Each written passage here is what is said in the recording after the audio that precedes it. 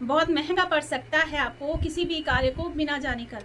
क्या आपको पता है माँ के जो अनार का रस माँ को चढ़ाया जाता है वो किस विधा के अंतर्गत आता है? मंत्र के अंदर जो कार्य किए जाते हैं उनको सात्विक समझ करके उस कार्य को करना शुरू ना घटी थी तो कलेश हुआ करता था। कलेश, क्या आपको पता है कि अनार का जो रस होता है वो रक्त का कार्य करता है? जय माता दी, हर हर महादेव, जय माँ काली। माँ काली को लोग आजकल बलियां दे रहे हैं, माँ को रक्तपान करवा रहे हैं, रक्त माँ को अर्पित कर रहे हैं।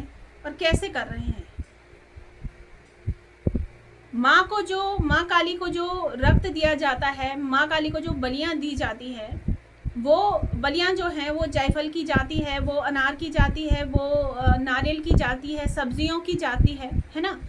और माँ को जो है रक्त के प्रतीकात्मक माँ को अनार का रस दिया जाता है। कई लोगों को ये पता भी होगा और कई लोग इसको अधूरा ज्ञान लेकर के इस कार्य को कर भी देते हैं।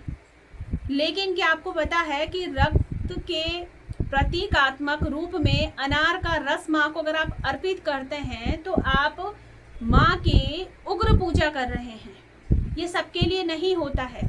यदि आप ये करना चाहते हैं तो उसके लिए आपके एक उचित मार्गदर्शक आपके होने बहुत जरूरी हैं, गुरु आपके होने बहुत जरूरी हैं। यदि आपके पास कोई गुरु नहीं है, आप फिर इस कार्य को कर रहे हैं तो फिर आप परेशानी में पड़ सकते हैं, क्योंकि इसके भी कुछ नियम होते हैं, कुछ तरीके होते हैं, कुछ समय होता है। लेकिन अगर आप बिना सोचे समझे आप ये कार्य कर रहे हैं तो आप बहुत बड़ी गलती कर रहे हैं। कुछ लोग गृहस्थ होकर के ये कार्य करते हैं। जब आप गृहस्थ हैं और गृहस्थ में अगर आप अनार का रस माँ को अर्पित कर रहे हैं तो यहाँ पर सीधा सीधा ये है कि आप माँ को रक्त अर्पित कर रहे हैं। और गृहस्थ लोगों के लिए माँ काली को रक्त अर्पित करना सही नहीं माना जाता है। ये एक तंत्र का हिस्सा होता है। आप अगर माँ काली को अनार समर्पित करना चाहते हैं तो माँ को अनार के दाने समर्पित कीजिए, आप अनार का हवन कीजिए। ये माँ काली सहर्ष ही स्वीकार करती है। लेकिन यदि आप अनार का रस माँ को अर्पित करते हैं, उसके रस से आप स्नान माँ को करवा रहे हैं, तो आपका ज्ञान जो है वो उस हिसाब का होना बहुत जरूरी है। ये केवल एक नॉर्मल पूजा पाठ का हिस्सा नहीं है। माँ को बलियां देना, माँ को रक्तपान करवाना, ये नॉर्मल पूजा पाठ का हिस्सा नहीं है। लेकिन आजकल लोगों ने इसको एक नॉर्मल पूजा पाठ का हिस्सा बना करके प्रस्तुत करना शुरू कर दिया है। क्योंकि आप एक छोटी सी क्लिप देखते हैं जिसमें आप देखते हैं कि माँ को अनार के रस से स्नान करवाया जा रहा है, माँ को अनार का रस प्रस्तुत किया जा रहा है, माँ के सामने बलियां काटी जा रही है, बलियां दी जा रही हैं फलों की। तो वो एक छोटी सी क्लिप आप देखते हैं, उससे पहले क्या प्रोसेस किया गया वो आपने नहीं देखा, आपने नहीं जाना। तो ये कहीं ना कहीं किसी भी गृहस्थ के लिए घातक हो सकता है। इसलिए कभी भी ये चीज़ें करने से पहले या तो सबसे पहले आप इन चीज़ों का पूरा ज्ञान लीजिए या आप गुरु दीक्षा लीजिए कहीं से पहले, उसके बाद आप ये कार्य करिए।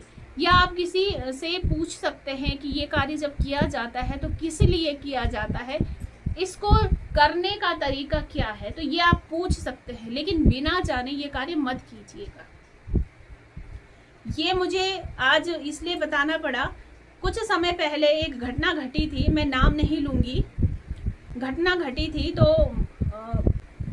मेरी अपनी ही थी, वो शिष्या थी। तो उनके घर में कलेश हुआ करता था, कलेश होता था तो उस पर शक्ति भी आती थी, देवी शक्ति। तो कलेश होता था तो एक आवेश में आकर के, अब मैं आपको बता रही हूँ कि जब आपके कलेश होता है, कोई शक्ति वाला व्यक्ति है तो वो क्रोधित ना हो। मैं ये बार बार कहती हूँ कि अपने गुस्से को कंट्रोल करो, क्योंकि गुस्से में उस वक्त आपके मुख से क्या निकल जाए ये कोई फिर आपके नहीं, आप भी उसको बाद में भरपाई नहीं कर सकते हैं।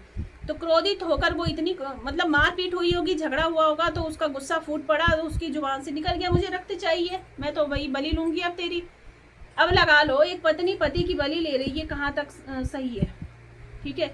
जब वो बहुत परेशान हुई कि माँ मुझे दिन रात यही चीज़ें दिख रही हैं, मुझे सपने में माँ दिख रही है, माँ बिल्कुल क्रोधित है, माँ मुझे बार बार कह रही मुझे बलि चाहिए, मुझे बलि चाहिए, मुझे बलि चाहिए, मैं क्या करूँ? मैं परेशान हो गई। भाई सबसे पहले मैंने यही समझाया कि देखो, कितना भी बड़ा झगड़ा हो, कितना भी बड़ा क्लेश हो, आपके घर का है सदस्य या बाहर का सदस्य है, शक्ति वाले लोगों को बहुत कंट्रोल में रह करके कार्य करना होता है। और ये मत समझो कि जिसके लिए आपके ये वचन निकले उसको ही नुकसान होगा, इसका नुकसान आपको भी भरना पड़ सकता है। ठीक है, तो ये काम जो है ये बहुत गलत हो गई। वो खड़ी माँ, मुझे तो रक्त चाहिए। फिर जब वो रात को मुझे उसका मैसेज आया कि ऐसी सी बात है, तो मैंने उसको बताया कि तुमने बहुत बड़ी गलती की है।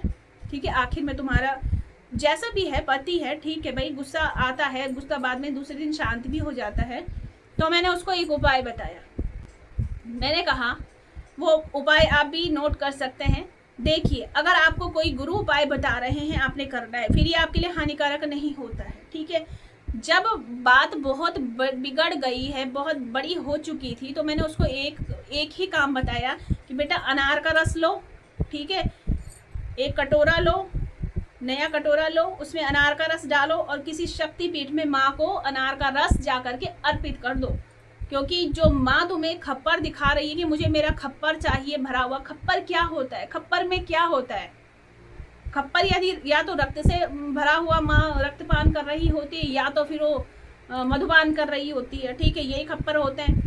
तो उसको उस चीज़ को शांत करने के लिए फिर मैंने जो चीज़ें बताई, मैंने ये कहा कि माँ को अनार का रस अर्पित कर दो शक्तिपीठ में जा करके। कोई सिद्ध मंदिर जो भी होगा तुम्हारे आसपास, सिद्ध मंदिर जहाँ शक्ति निवास करती हो, वहाँ जा करके माँ काली को अनार का रस माँ को प्रस्तुत करो। तो उसने यही किया। उसके बाद उसका जो है, जो कि कुछ बखेड़ा उठ गया था, वो शांत हुआ। ठीक है, इसलिए मैं कहती हूँ कि कुछ चीज़ें ऐसी होती हैं जो हर किसी को नहीं करनी होती है। ये चीज़ ध्यान दीजिए।